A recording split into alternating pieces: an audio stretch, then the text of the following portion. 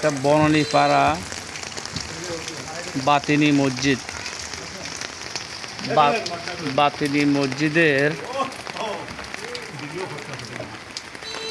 আজকে কয়েকদিন ধরে পানি উঠে গেছিলো, আজকে পানি চলে গেছে, কিন্তু এই ড্রেনের সমস্যার কারণে, এই ড্রেনের ভিতরে অনেক ময়লা জমে গেছে, এই জন্য ড্রেনের সমস্যার কারণে এখানে বারবার পানি উঠে যায়, মসজিদে পানি উঠে যায়। গতকালকে এই মসজিদে এক ওয়াক্ত নামাজও হয় নাই।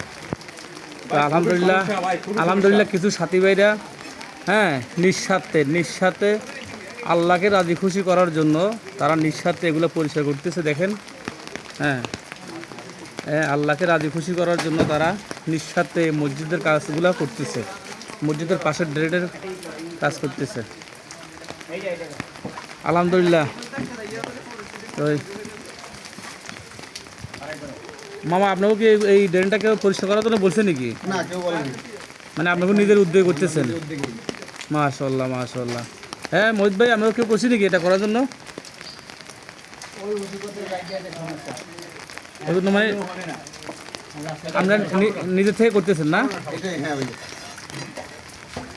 মাশাআল্লাহ মাশাআল্লাহ।